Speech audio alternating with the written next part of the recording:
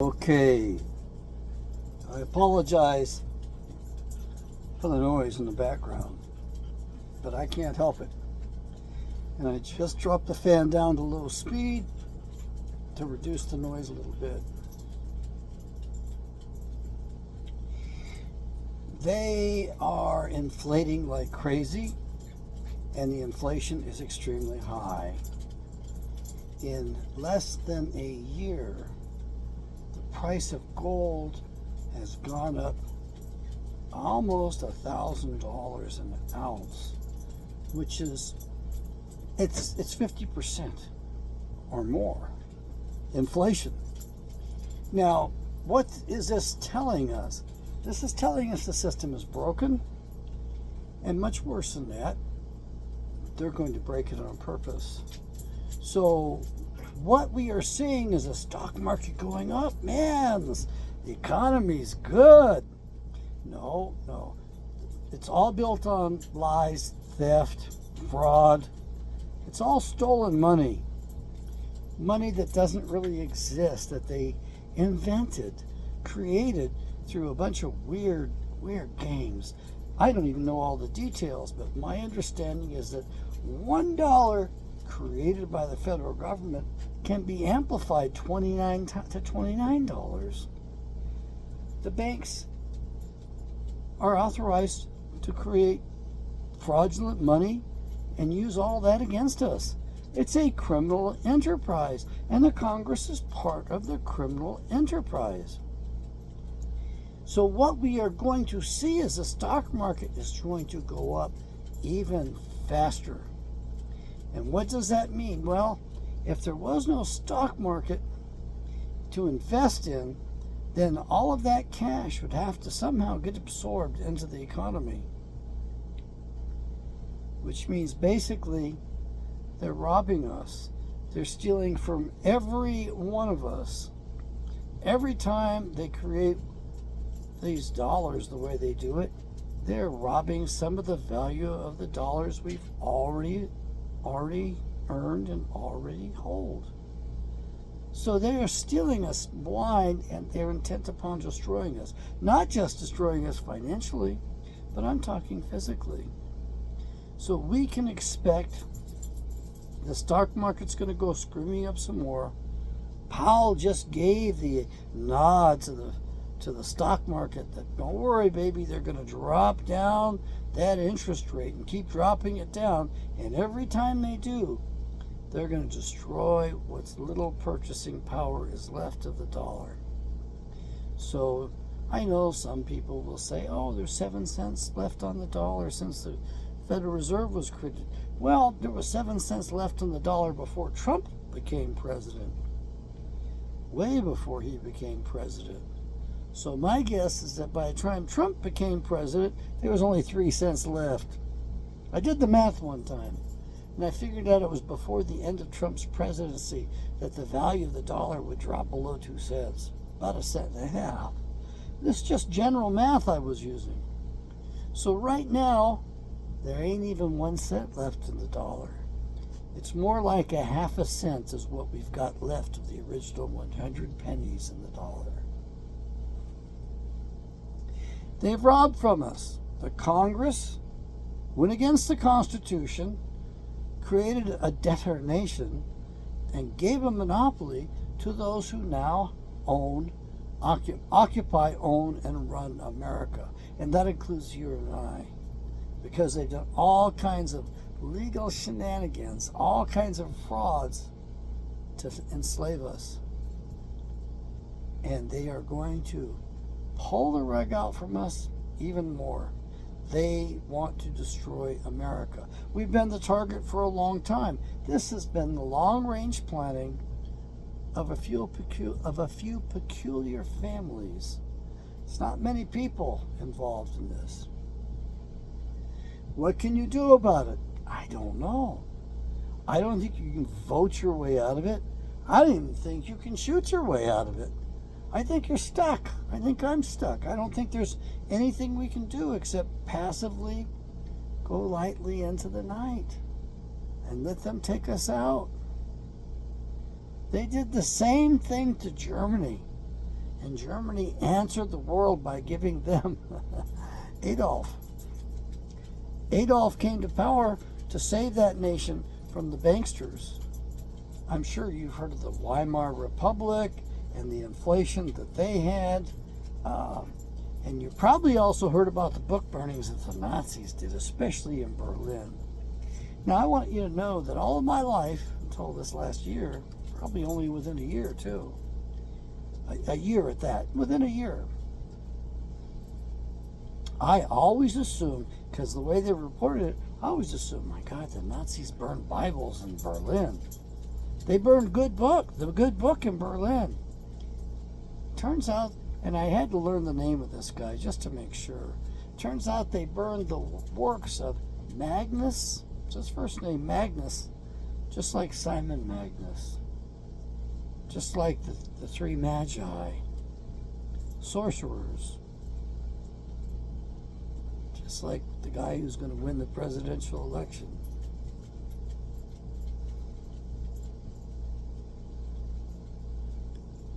They have us all bamboozled. It's a grand deception. We've all been had, especially those who go to the big box churches. The Zionist Christians have no idea as to what they're really worshiping and supporting. But you got to remember, they have us worshiping that symbol down on Wall Street, that golden calf.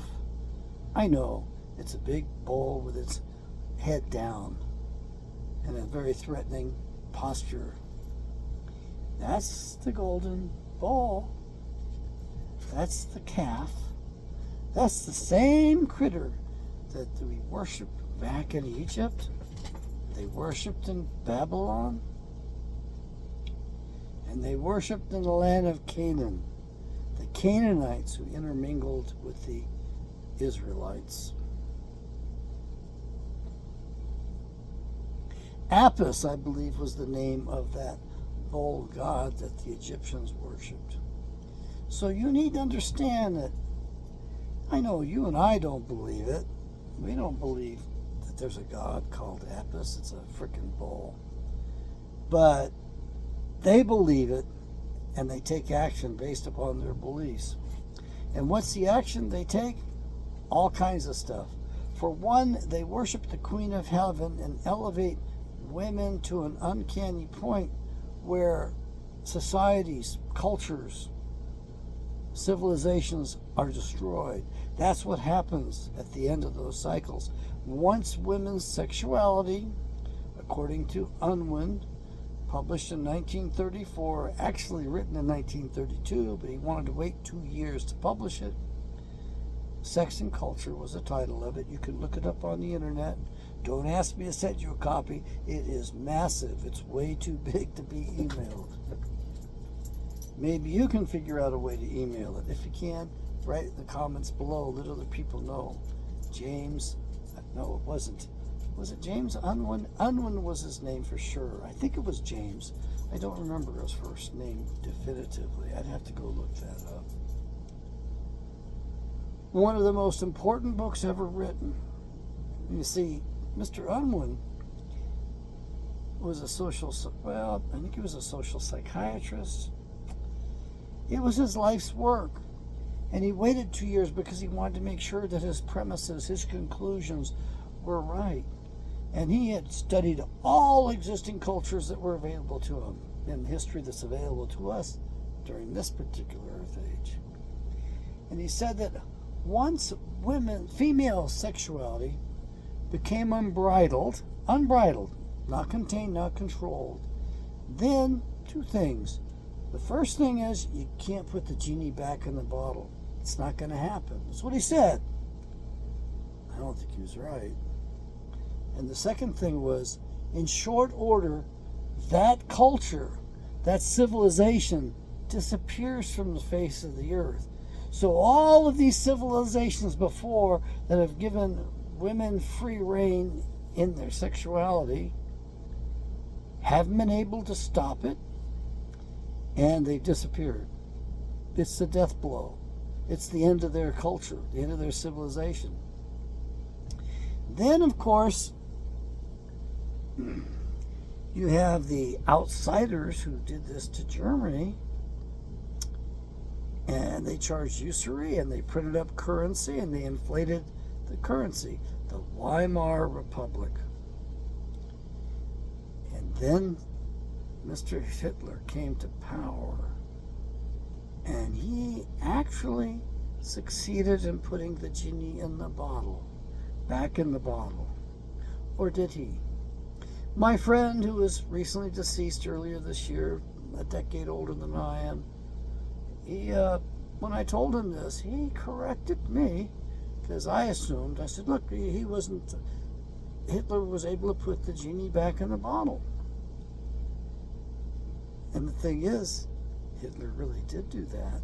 But my buddy told me that Hitler was undone by a woman, a particular woman who was an Italian, and she was a communist, and she was married to one of Hitler's generals, specifically the quartermaster.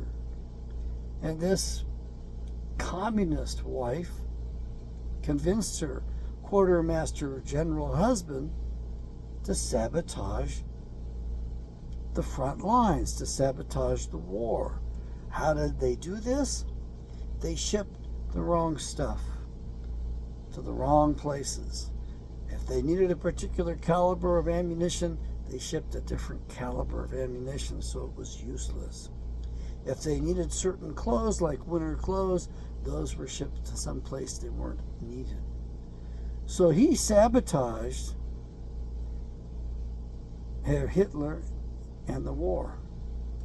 And as a result, Moscow made it. Hitler was defeated.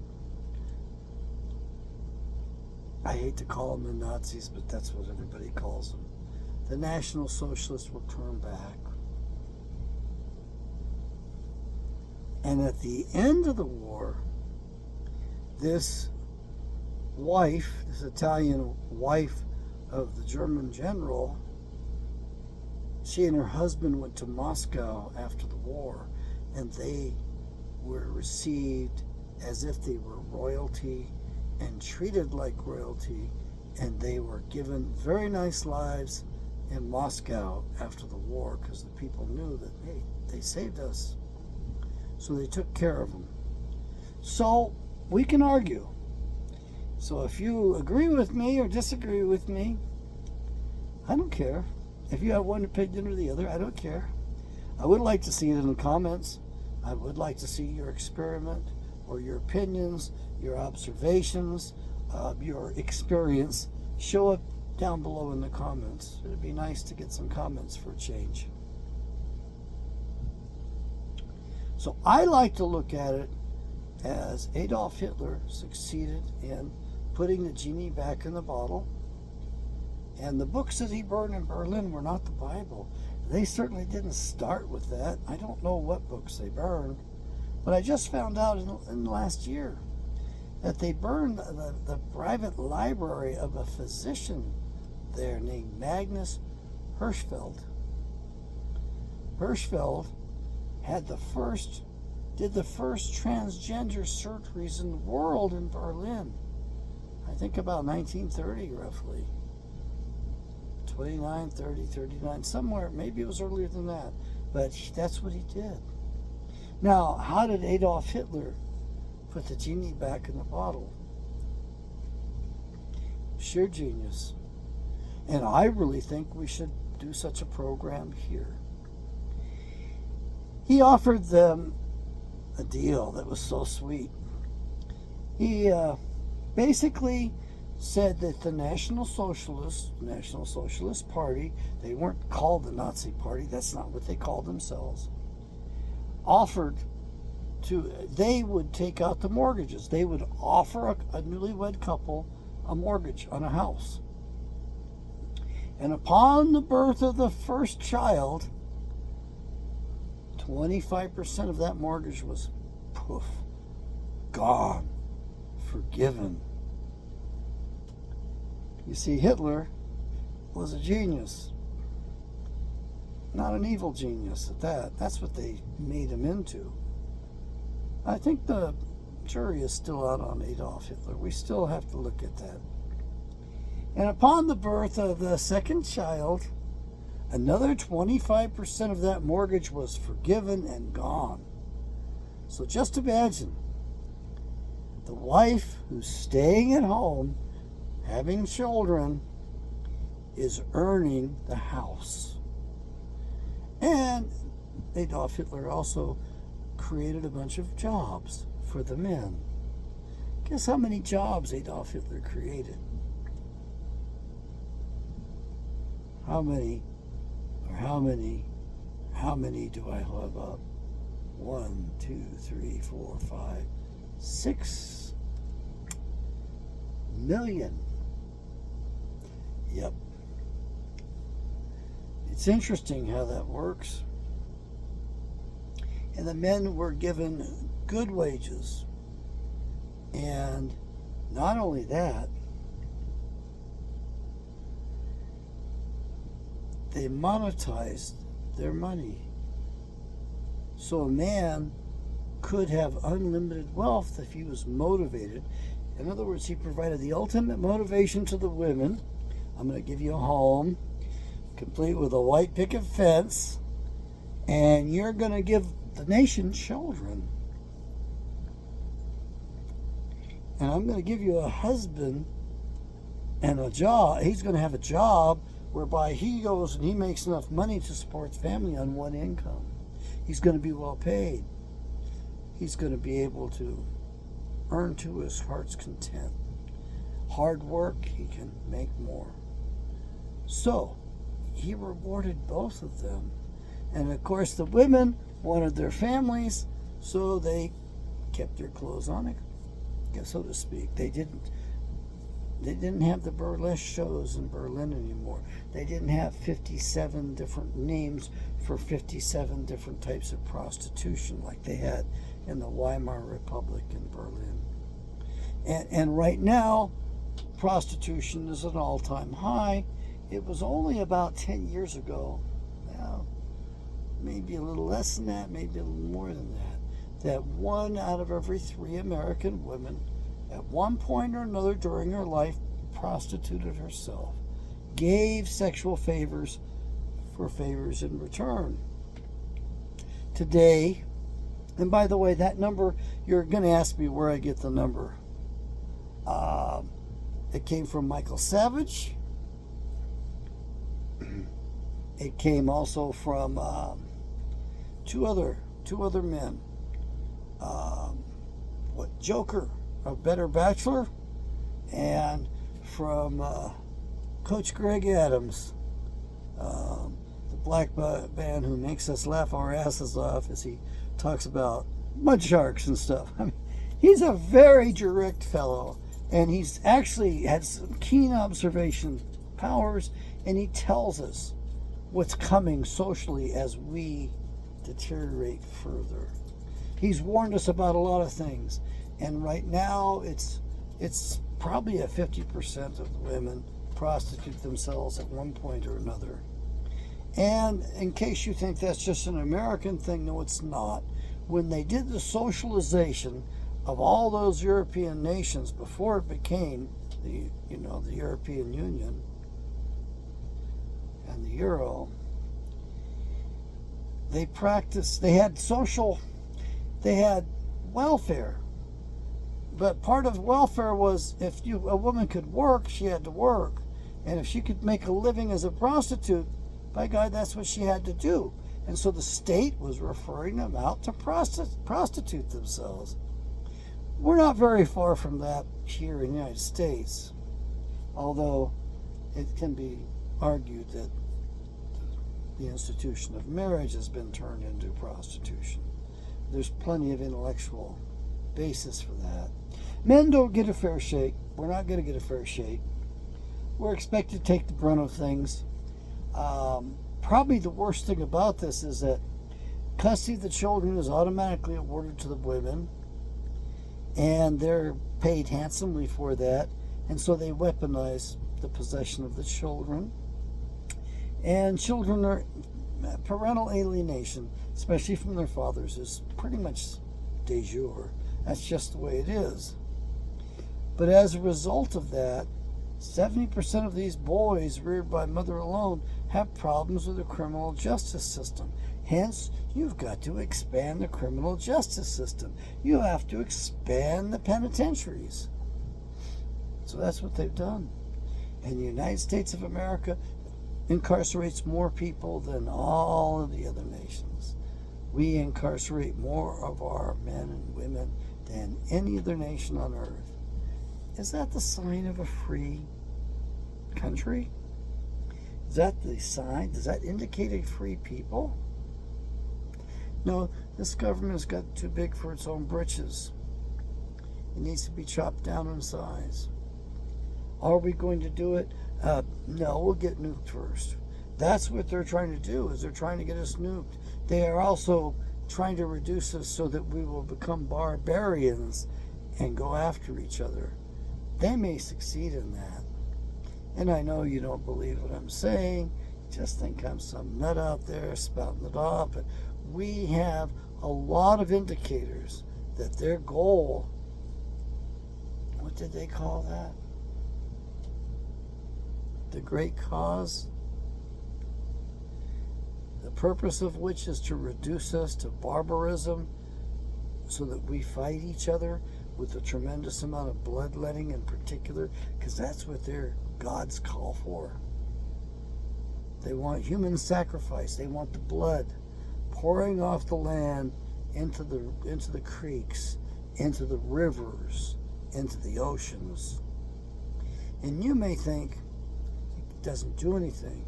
I, on the other hand, think that once that blood hits the bottom of the oceans, it gets gobbled up. And I think it produces things that we really can't imagine. So, I know I take my thinking out there. I try to get you to get flexible in your thinking. I want you to break out of the prevailing brainwashing.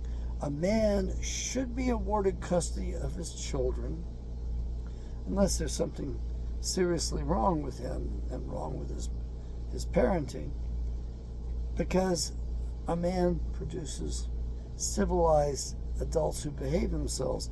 Not just, well, a man rearing his own children by himself, only 6% have problems with the criminal justice system. 6% compared to 70%. Now, that's for boys. We don't have the studies for girls, and I can assure you that if we ever got the statistics on girls, that women would have a cow and say, not only are you taking my sons, but you're taking my daughters because they want them to turn out right. I have never seen such wickedness among these women who insist that they have to rear their children, the daughters in particular, away from the men, and look at how they turn out. I know of one woman today that's working on her third pair of daughters, if you will. So she reared her own daughters, and then she reared two of her granddaughters. Now she's rearing two of her great-granddaughters. And what does she produce? Man-hating, lesbian, dope-using, drug addict prostitutes. That's what she's done every time. She's not going to learn her lesson. She can't. She's full of narcissism. Oh, and she goes to church on a regular basis. But she has no idea as to how to act around men at all. She has had problems and issues, and she's never going to grow up. And right now, I think she's around 70 or so years old. Yeah. And I shudder and worry about those two great-granddaughters and how they're going to turn out. But I already know how they're going to turn out. I just don't know which one's going to be worse, the redhead or the blonde. She's not a good parent. She has no idea what she's doing. The biological father wanted his daughters back. She wasn't going to let him have them. I don't think she's got any kind of claim to them. And look at what she's produced in the past. Give the father a chance. We don't have the stats, but I believe that women, daughters raised by single fathers alone, turn out much better than those reared by just their mothers. I wouldn't be surprised if it was a magnitude even greater and more severe than it is for the boys. It would be nice if we didn't have to have so many people imprisoned, if we had better behaving citizens, that the boys turned out better. That doesn't happen unless they're either reared by a father alone or in an intact family. Women, you are not designed to do it alone, and you can't do it alone. There are problems with that, and I know you just want to protect them. And if other people, oh, they just don't understand him, and nobody understands my little boy. I have seen these enabling mothers when their sons get out of prison, and it's like, I understand. She's reared an antisocial child who's an adult now in his 30s or 40s, and she still is going to make excuses for him, enable him, and make him feel entitled to do whatever he wants. Women, mothers, cannot rear good citizens. That just doesn't happen. Don't ask me why. I haven't formulated much in the way of theories. I can so stitch something up as you want, but it hasn't been studied enough. And those are things which are never allowed to be studied because it doesn't support the narrative that all men are bad, women have to raise all the children, and women get to take it all, and they can do nothing wrong, and they can't harm anybody. They can't be held responsible. Even when they commit murder, they get maybe 1/3 of the sentence at worst compared to a man. The financial ruin of America is going to happen regardless of which of these two jackasses gets elected president. In my opinion, they're each jackasses. Both of them have already kowtowed to the Federal Reserve. So everybody's on the same page. We need to make money cheaper. I disagree. And I think that I ran for president, but didn't turn out too good this time. Nobody drafted my butt. I think that the standard that they should set is we want a 5% interest on a passbook savings account. In other words, any money you keep in the bank needs to be earning you 5%. That's the way it was most of my life when we had a stable financial system and with fiscal responsibility. And I think that's a good yardstick rather than, looking at the inflation thing and unemployment. They ought to just say, fine, we're going to empower those who have earned and those who have saved by giving them 5% interest per year on their savings. The banks are going to charge, more interest on that. They're also going to split it up, fractionalize it, and they're going to turn that $1 into $7 or even $10 to lend out. It's all phony money. You were robbed a long time ago. Stop arguing about the money. I know I got to come up and make some conversions and take care of some debts myself. It's not easy, and I've never stretched myself out this far. No, I never have stretched myself out this far before. But I'm trying to accomplish things and get things taken care of because it looks like I'm going to be taking a vacation for a while. It looks like I'm going to be recovering from one of these medical butchers. That's all I'm going to say. May Yahweh bless. Take yourselves out of the systems. Seriously, have nothing to do with the central federal communist government or that of your states. Get rid of them, move into the country and to a county, and insist with everybody else in your county that nobody be allowed inside that county who does not swear an oath of allegiance to the Constitution supporting it through the first, not just the Bill of Rights, but the first 13 amendments. The original 13th is critical. It's key to getting our republic back. The 14th on need to go by the wayside. They are all unconstitutional. We'll talk about that in the future. Expect inflation to skyrocket come January. Expect it to be worse in March, worse in April. Expect that you're not going to be able to afford to pay your utilities or your a modest food bill. And most of the stuff that's in the stores is poison anyway, so you'd be better off fasting than eating that garbage. When you walk into the store, it's all poisons until you walk through the store, get to the fresh fruit section, but even that's questionable now. May Yahweh bless.